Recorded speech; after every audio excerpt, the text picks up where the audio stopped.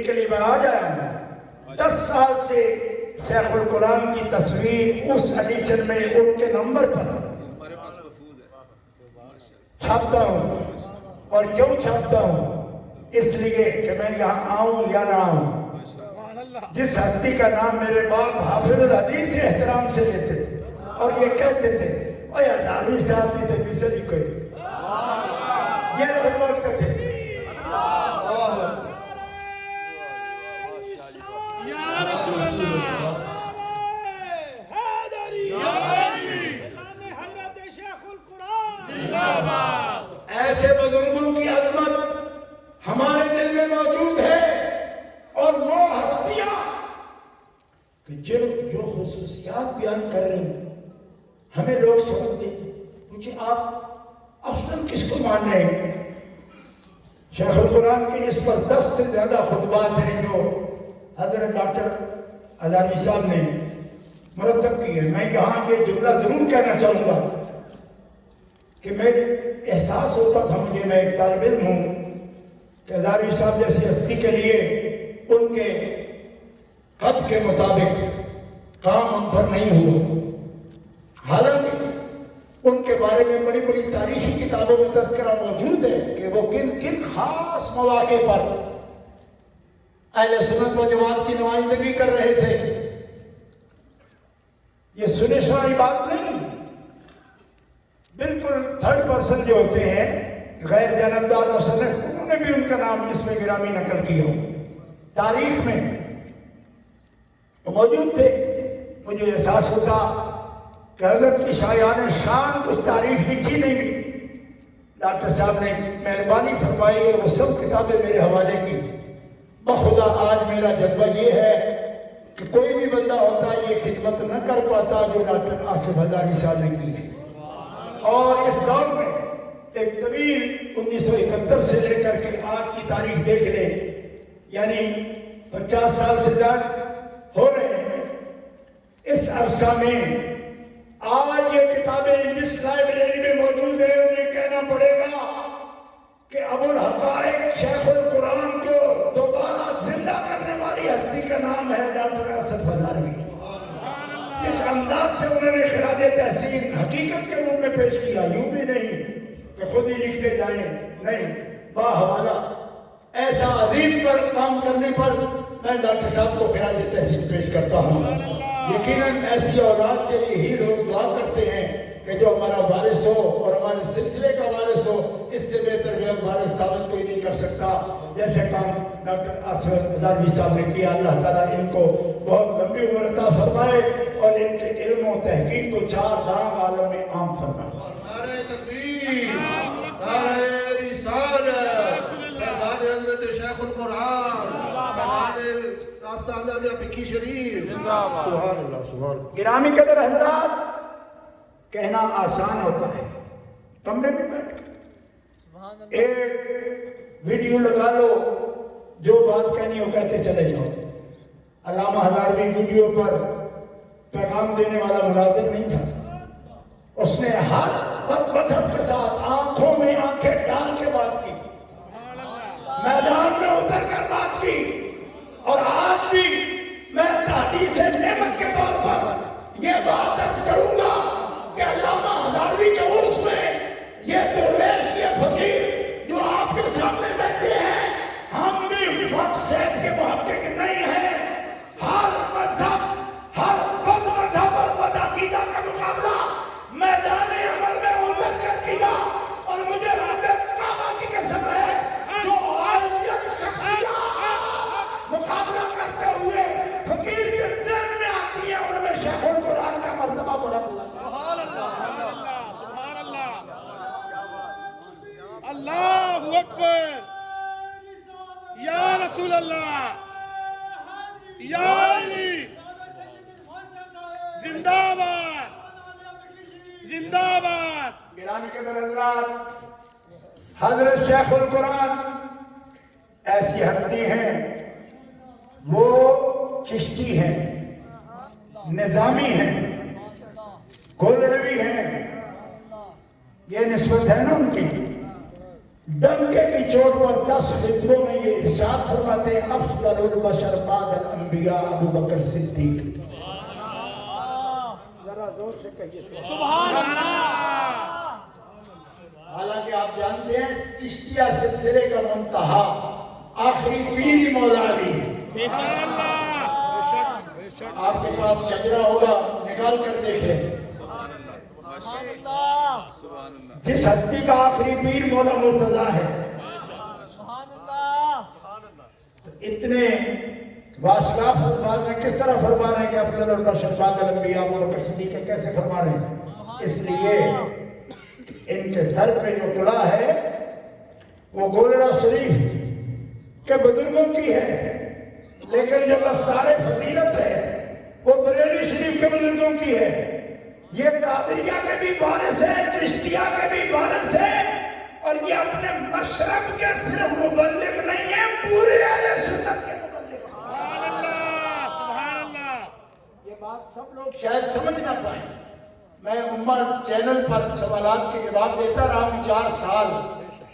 400 سے زیادہ پروگراموں میں جواب دیے. ایک روز ایک آدمی مجھے پوچھنے لگا کہ شاہ جی آج یہ مسئلہ بتائیں، کیونکہ آن لائن ہوتے تھے لوگ براہ راست سوال کرتے تھے، آج یہ مسئلہ بتائیں کہ یہ قوالی کیسی ہے، اس کا شرعی حکم کیا ہے؟ تو میں نے کہا قوالی جائز ہے. اس آدمی نے مجھے کہا کہ آپ کے والد تو نقشبندی ہیں، آپ بھی نقشبندی ہیں، پھر بھی یہ کہتی.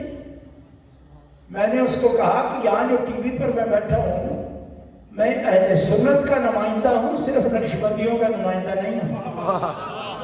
میں اپنے منہ سے صرف یہ کہہ دوں کہ نقشبندی قوالی کو جائز نہیں سمجھتے، تو جو سمجھتے ہیں جائز ان کو اہل سنت سے باہر کہہ دوں.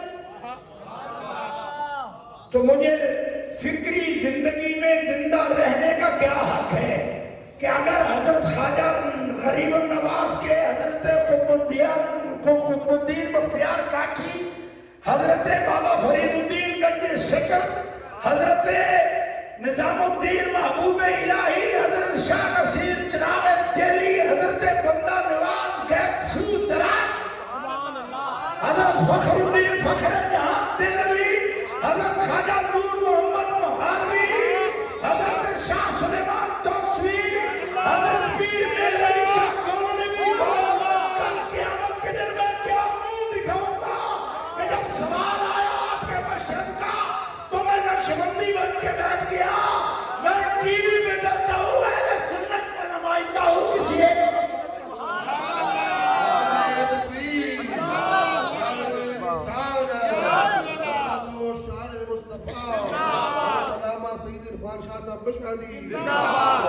سنیوں کا شہنشاہ، عرفان شاہ، عرفان شاہ، سنیوں کا شہنشاہ، عرفان شاہ، عرفان شاہ. اس لیے ہمیں مشورہ دینے سے پہلے ہمارا سلسلہ دیکھو، ہمارے ہیرو دیکھو، ہمارے استاد دیکھو، ہماری فکر دیکھو، اور جن کے افکار کو ہم اپنے لیے رہنما سمجھتے ہیں ان سے ہمارا رشتہ دیکھو. ہم آوارہ بھیڑے نہیں ہیں، آوارہ بھیڑے نہیں، ہمارے سائیں موجود ہیں، ہمارے ترجیحات موجود ہیں، ہمارے اساتذہ موجود ہیں، ہماری محبتیں موجود ہیں. اور یہاں میں کوئی بات آپ کو اور نہیں کہنا چاہتا، ورنہ اللہ کی قسم اٹھا کر کہہ سکتا ہوں کہ جب بھی کبھی دشمن کے مقابلے میں اترے ہیں ان بزرگوں کی روحیں ہماری مدد کے لیے موجود ہوتی ہیں. سبحان اللہ، سبحان اللہ. ہاں، بے شک. اتنے بھی بے یمنے اور بے برکتیں نہیں ہم لوگ. یا اسی لیے اہل سنت و جماعت کا بہت والا ہے، پروپیگنڈے سے نہیں. لوگ پوچھتے ہیں کہ وہ کہہ رہے ہیں، میں نے کہا سب سے ان کا دین ان سے پوچھا جائے گا جن کا ہے. ہم وہ بات قسمت ہیں کہ عقیدہ ہمارا ہے، پوچھتے کسی اور سے. ہم مرے ہوئے فوت شدہ ہیں، اور یہاں پہ مرے ہوئے دنیا سے اگر پردہ بھی کر جائے، ان کی اولاد اگر ڈاکٹر صاحب جیسی ہو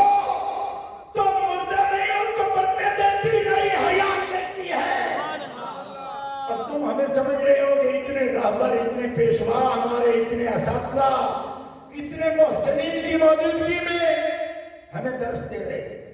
کیا افضل البشر کون ہے؟ بعد انبیاء شیخ القرآن کے 10 خطبے ہیں، افضل البشر بعد الانبیاء ابو بکر صدیق ہیں۔ یہ فرما دیا، چشتی نظامی بزرگ نے فرما دیا۔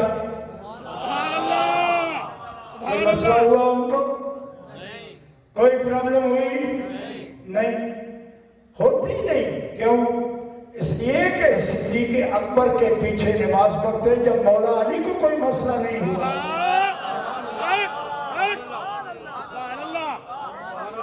آپ کے اندر کیوں اس قسم کی منافقت جنم لیتی ہے کہ یہ نہیں سمجھتی ہوں گے، وہ نہیں سمجھتی ہوں؟ بھائی نہیں سمجھتے، پر سمجھانے والا مولا علی مرتضیٰ ہو تو بندے تو بندے رہ گئے، پتھر بھی سمجھ جاتے ہیں۔ سبحان اللہ، سبحان اللہ، سبحان اللہ، کہہ دو سبحان سبحان اللہ، سبحان اللہ۔ مولا مرتضیٰ جب مدینہ العلم کے بعد ہیں اور سمجھا وہ رہے ہیں تو کسے سمجھ نہیں آئے گا؟ حضرت ابو بکر صدیق نے خود پوچھا مولانا شیر خدا سے، آپ کچھ لیٹ آئے میرے پاس، کیا آپ کی نظر میں میں اس کام کے لیے موزوں نہیں جو مجبوری سے ہم نے انصار کی رہنمائی کے لیے فیصلہ کیا، ورنہ جلدی نہ کرتے؟ کی ہے، لیکن اس لیے کی ہے کہ انصار الگ سے میٹنگ انہوں نے بلائی تھی، ہم نے نہیں بلائی۔ مولا مرتضیٰ کے یہ لفظ بخاری شریف میں موجود ہے۔ آپ نے فرمایا کہ آپ سے زیادہ اچھا انتخاب کیا ہو سکتا ہے؟ بس میرے ذہن میں یہ جاتی تھی کہ رسول پاک میرے مشورے کے بغیر کوئی فیصلہ نہیں فرماتے تھے جب شورا کرتے تھے۔ یار غار نے پہلی شورا کی اور مجھے میرے انتظار نہیں کیا۔ آپ سے زیادہ موضوع بندہ کوئی نہیں۔ میرے ذہن میں صرف یہ بات ہے کہ وہ سچا مرتضیٰ ہے نا، ذہن میں بات ہو بات نہ کرے، یہ کیسے ہو سکتا ہے؟ بخاری شریف میں یہ موجود ہے۔ میرے ذہن میں یہ نہیں کہ کوئی امام اور ہو، کوئی خلیفہ اور ہو، آپ ہی ہیں۔ کیوں یہ لفظ بولا؟ اس لیے کہ جب ہمارا دین رسول اللہ نے آپ کے حوالے کیا تو دنیا کو کیوں ہمارا آپ کے حوالے کر دے؟ آپ سے موضوع کوئی نہیں، بس میرے دل میں یہ بات ہے کہ رسول پاک جب بھی شورا کرتے تھے تو علی کے بغیر شورا مکمل نہیں ہوتی تھی۔ آج پہلا فیصلہ ہوا، شورا میرے بغیر مکمل ہو گئی، یہ میرے دل میں بات ہے۔ خلیفہ اور نہیں چاہیے، آپ ہیں خلیفہ، آپ ہی موضوع ہیں۔ میرے دل میں یہ بات آئی، حضرت ابو بکر صدیق رضی اللہ تعالیٰ کی آنکھوں میں آنسو آ گئے۔ فرمایا آپ حق کو جانے گے، یہ بات ٹھیک ہے، نبی کے شورا کبھی علی کے بغیر مکمل نہیں۔ اور علی سن لو، تیرے بغیر نبی کی شورا پوری نہیں ہوتی، تیرے بغیر خلیفے کی شورا بھی کبھی پوری نہیں ہوتی۔ لیکن یہ فیصلہ اس لیے کیا تھا کہ ہم نے اجلاس نہیں بلایا، اجلاس بلایا انصار نے۔ لوگ آج سقیفے کا بڑا شور کرتے ہیں، سقیفے میں چلے گئے، سقیفے میں گئے، یہ سقیفے مہاجرین کے تھے ہی نہیں، یہ انصار کے تھے۔ مہاجرین کے تو گھر نہیں پورے تھے، سقیفے کس کو ملتے؟ وزیر آباد کے بڑے پڑھا لکھا مجمع ہے، میں ان سے یہ کہنا چاہتا ہوں سقیفے مہاجرین کے تھے ہی نہیں، کسی ایک مہاجر کا بھی سقیفہ نہیں تھا۔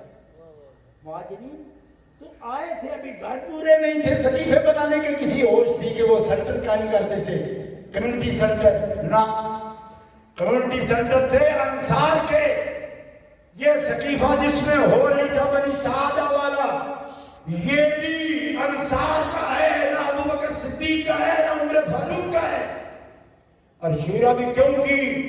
وہ فرماتے ہیں کہ اگر انصار شورا کر کے ایک شخص کو امیر کہہ دیتے پھر لیٹ ہو جاتے، اس کی امارت سے دنیا کو جانا، اور یہ حضور کا فرمان ہے کہ انصار وزراء ہو سکتے ہیں، عمراء نہیں ہو سکتے۔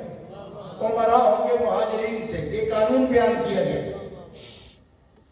تو دوستو اعتراض کرنا آسان ہے، پوری ملت کو سنبھالنا یہ ایک دل گردہ کس کا ہے؟ ابو بکر صدیق کا، عمر فاروق کا، عثمان غنی کا، مولا مرتضیٰ کا، شیر خدا کا، اسداللہ الغالب کو۔ سبحان اللہ اور جب امت میں پھوٹ پڑ جائے، دو گروہ بن جائیں، تو یہ دل گردہ کس کا ہے کہ لاکھوں مربع میل کی حکومت قربان کر دے اور امت کا دل جوڑنے کے لیے خلافت بھی امیر معاویہ کو دے دے اور کہے کہ میں خلیفت، خلافت اور اقتدار نہیں چاہتا، میں امت کے دل جڑے ہوئے دیکھنا چاہتا ہوں۔ سبحان اللہ سبحان اللہ سبحان اللہ۔ یہی سادات کا موقف ہے۔ لوگ سمجھتے ہیں کہ صلح تو کیا سمجھتے ہیں سادات؟ سن لو، صلح امام حسن کرے تو سادات کو کیا اعتراض ہو سکتا؟ وہ امام ہے، ہمارا وہی موقف ہے جو امام علی مقام کا موقف ہے۔ حضرت قیس بن سعد بن عبادہ انصاری نے کہا حضرت امام حسن مجتبیٰ سے اور امام علی مقام سے اس فیصلے پر میرا دل نہیں چاہتا، تو امام علی مقام نے کیا کہا حضرت قیس سے؟ یا قیسو انہو امامی، حسن کے فیصلے کو صرف بھائی سمجھ کے کہہ رہا ہے، حسن میرا امام ہے، جب وہ کوئی فیصلہ کرے تو حسین اس سے الگ کیسے رہ سکتا؟ امام کا مطلب ہے اس کے پیچھے پیچھے جانا، یہ تھوڑی مطلب ہے جب چاہے امام بہت طرف چلے جا بہت طرف چلے جائے۔ اور فرمایا یہ بھی یاد رکھو کہ حسن مجتبیٰ نے خود فیصلہ نہیں کیا، میرے نانا جان نے یہ فرمایا تھا کہ حسن میرا وہ سردار بیٹا ہے کہ جب امت دو ٹکڑوں میں بٹ جائے گی تو حسن قربانی دے گا اور ایثار کرے گا اور خلافت دے کر وہ امت کے اتحاد کو بچا لے گا۔ نعرہ تکبیر، نعرہ رسالت، عظمت و شان مصطفیٰ، سبحان اللہ سبحان اللہ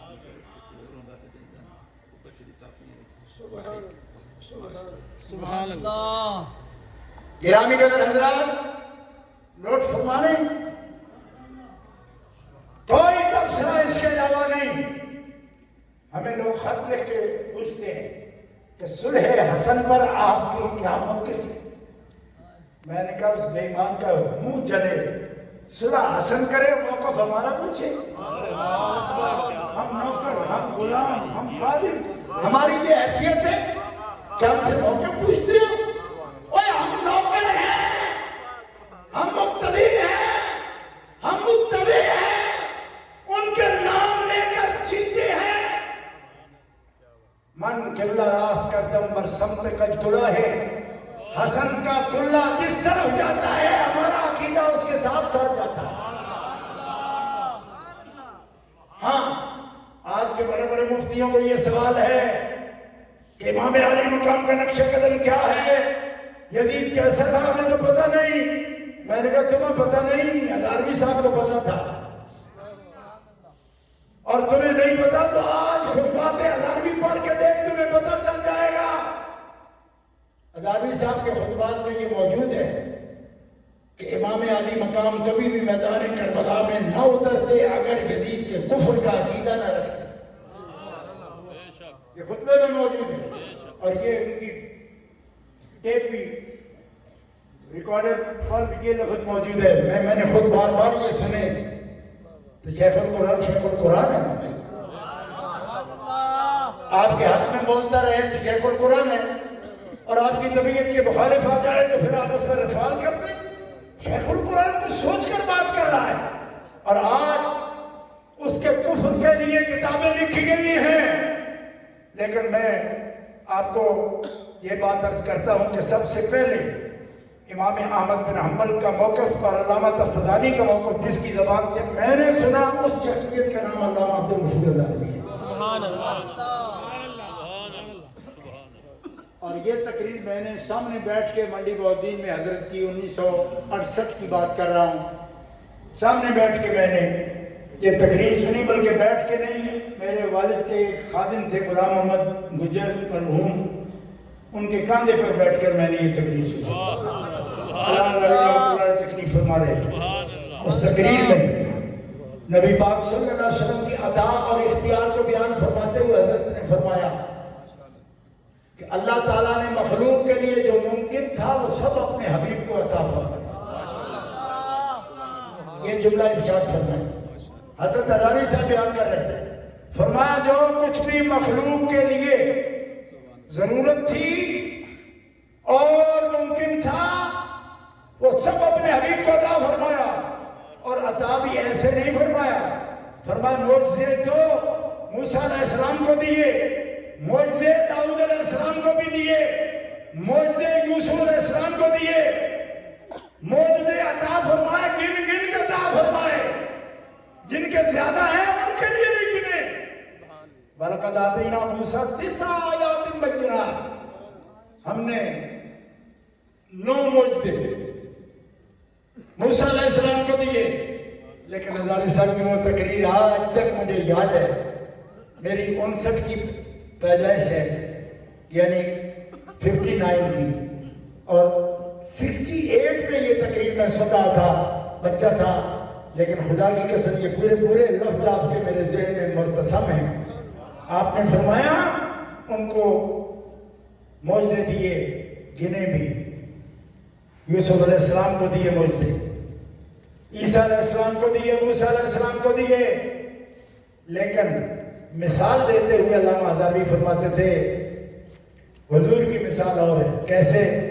فرمایا جیسے گھر میں ایک بزرگ خاتون ہو، اور اس کے ساتھ بلا تمثیل بھی فرمایا سمجھانے کے لیے، اور وہ سب کو مٹھائی رکھتی ہے، سب بچوں کے لیے، کوئی بھی گھر میں آئے اس کو مٹھائی کا حصہ دیتی جاتی ہے، اور سب سے آخر میں جو سب سے لاڈلا ہے وہ آئے گا، تو اس کے لیے مٹھائی بچا کے اپنے پلو میں باندھ لیتی،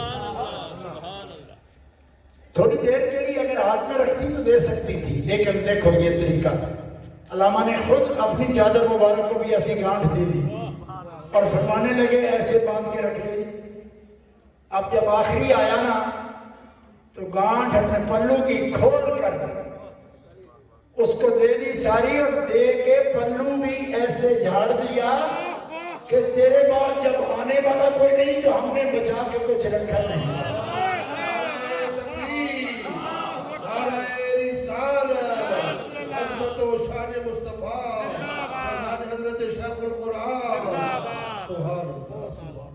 یہ ارشاد فرما کے دائیں طرف دیکھ کر تقریر فرما رہے تھے، جانے مائیں کو پلٹے، اور بچپن میں آج بھی مجھے یاد ہے، لوگ بڑے بڑے اچھے لباس پہنتے، میرے لیے بھی لے آتے، کئی ملکوں سے آتے ہیں، لیکن علامہ ہزاروی کو جو لباس جچتا تھا، اتنے خوبصورت تھے۔ ابھی حسن بیان کر رہے تھے اہل بیت اطہار کا، اوہ اہل بیت کے غلام کا جب یہ حسن ہے تو آقاؤں کا کیا حال ہے؟ واللہ العظیم ان کی پھبن، ان کا لباس بچپن میں نے دیکھا، پھر ان کو